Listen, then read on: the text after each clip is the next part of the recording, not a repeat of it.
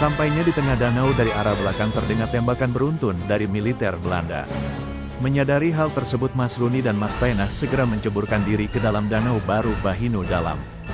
Mereka tampak pucat, tegang namun berusaha untuk tetap tenang. Beberapa saat kemudian tembakan dari militer Belanda berhenti. Walaupun suasana tampak lengang dan tak ada lagi suara tembakan, Mas Runi dan Mas Tainah tetap berada di dalam danau bersembunyi di belakang sampan mereka yang penuh dengan tumpukan kayu bakar. Mereka tidak mau gegabah dan memilih tetap di dalam danau sambil berjalan perlahan menuju ke seberang danau. Untuk jaga-jaga kalau masih ada militer Belanda sengaja sampan mereka arahkan ke pulau lain di sisi danau Baru Bahinu dalam. Pergerakan mereka nyaris tak terlihat dari kejauhan. Sesampainya di seberang danau dengan penuh hati-hati Mas Tanah dan Mas Runi perlahan mengangkat kayu bakar yang ada di sampan memindahkan ke tempat lain. Kemudian dengan hati berdebar dan penuh kehati-hatian mereka mengangkat beras dan bahan makanan lain untuk para pejuang. Sesampainya di markas para pejuang Mas Tainah dan Mas Runi nampak pucat dan kelelahan. Tanpa terasa mereka duduk tersungkur di depan Haji Husen. Melihat hal ini Haji Husen segera meminta anak buahnya mengangkat mereka ke sebuah pondok yang sudah dibangun. Mereka disuruh istirahat dan diberi air minum. Selang beberapa waktu setelah Mas Tainah dan Mas Runi nampak kembali sehat dan bugar Haji Husen berusaha menenangkan mereka dan tetap memberi semangat pada kedua anaknya. Haji Husen tidak menanyakan kejadian yang dialami kedua anaknya karena dari kejauhan mereka sudah menyaksikan kejadian tersebut tanpa diketahui militer Belanda. Namun Haji Husen berpesan kepada kedua putrinya agar berhati-hati, tingkatkan kewaspadaan dan jangan kalian berpakaian bagus atau terlihat rapi, gunakan pakaian yang kotor seperti mau ke hutan, agar terlihat jelik. Hal ini menghindari kecurigaan militer Belanda. Pada tanggal 27 Desember tahun 1948 Haji Husin mengadakan rapat dengan para pejuang. Beliau berinisiatif melakukan penyerangan yang berskala lebih besar. Beliau ingin menggempur asrama spion militer Belanda yang ada di pusat kota Paringin.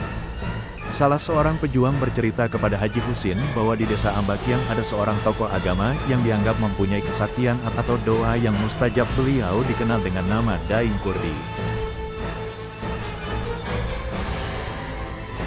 Mendengar penuturan dari pejuang tersebut, Haji Husen, Bekri dan beberapa orang pejuang pergi ke desa Ambakyang kecamatan Awayan untuk mencari orang yang dimaksud. Sesampai di desa Ambakyang dan di tempat tinggal Daeng Kurdi, rupanya kedatangan Haji Husen dan pejuang lain telah beliau ketahui dan beliau tunggu. Haji Husen tersenyum, tampaknya beliau juga sudah menduga hal tersebut. Tanpa mengulur waktu, Haji Husen mengutarakan maksud dan tujuan mereka menemui Daeng Kurdi.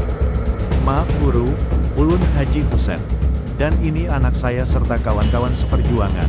Kami adalah gerakan yang dipimpin Hasan Basri. Kami bermaksud meminta doa dan dukungan dari guru.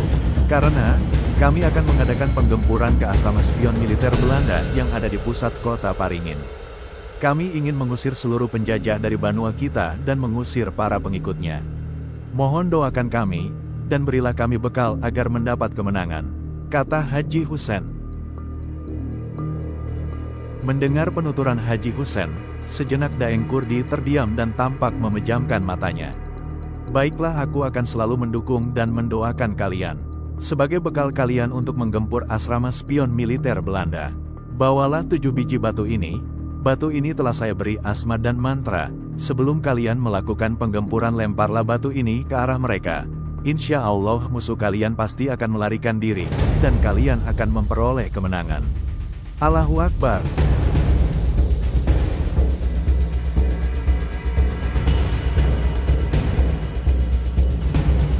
Setelah pembicaraan selesai Haji Husen memberikan sekantong beras dan ikan.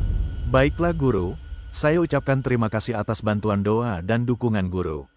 Ini sedikit untuk guru dan keluarga, kami izin pamit, sekali lagi terima kasih.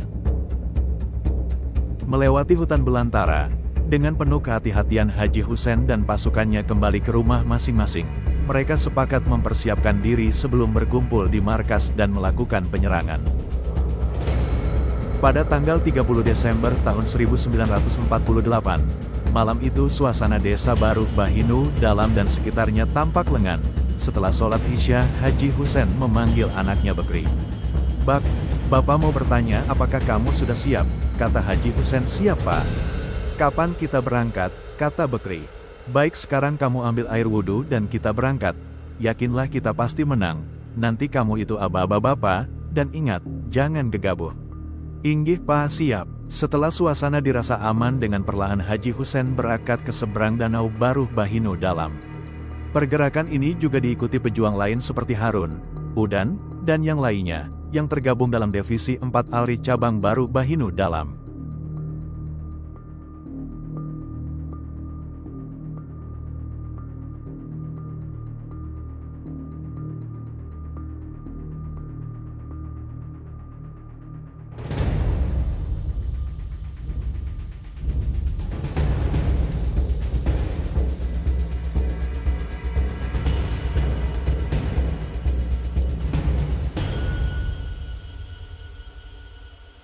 Terima kasih. Bersambung.